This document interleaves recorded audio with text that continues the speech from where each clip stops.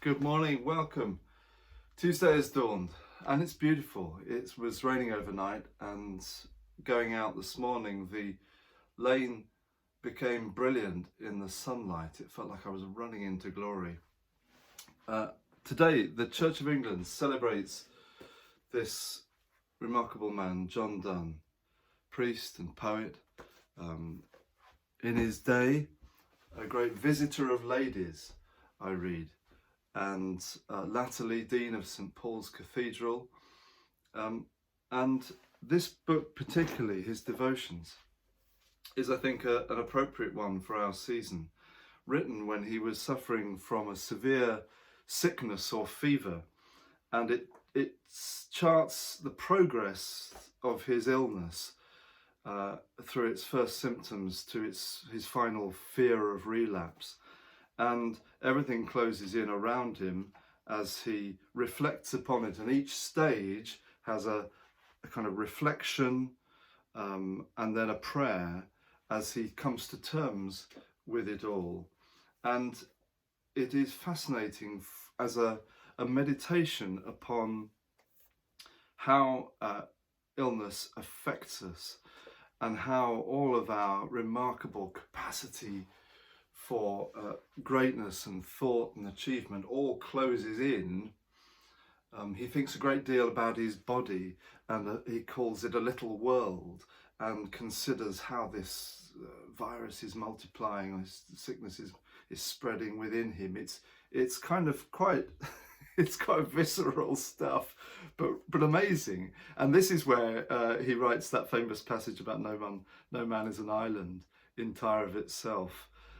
As he realizes that everything that he's so lacking in ability when he is ill, and so dependent on other people's loving support. And he kind of comes to terms with his own insignificance.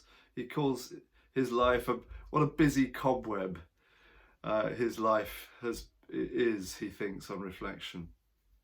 And even at one point, this is rather enjoyable, things become so bad that he calls for a physician to apply pigeons to his head to ease the vapours.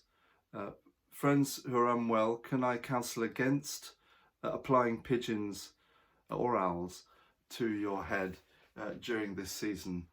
Chris Whitty would not approve of that. Two things relieve his confinement in Devotions. The loving solidarity with others. This is the poet who wrote how, remember we mentioned this last week, how in love of another, one little room becomes an everywhere, and suddenly you're opened out into a new world. This awareness of our interconnectedness with others, how anyone's death diminishes me because I'm part of this body of humanity. That's his great insight in illness. And the second thing that releases him is the prayerful imagination. And because anything he feels that is created and physical is subject to this illness, but his thoughts are able still to soar. What's the difference between prayer and imagination? Well, for poets of this kind, for the metaphysical poets, not much actually. But I think prayer has an object. It reaches out for a particular hold. It isn't just a line cast out blindly, so to speak, but it is reaching out for a foothold.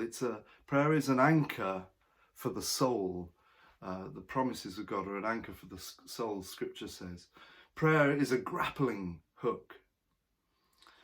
And so, friends, may you know that sure hold as you reach out to others and to God, and may He bless you as you go to ground this day.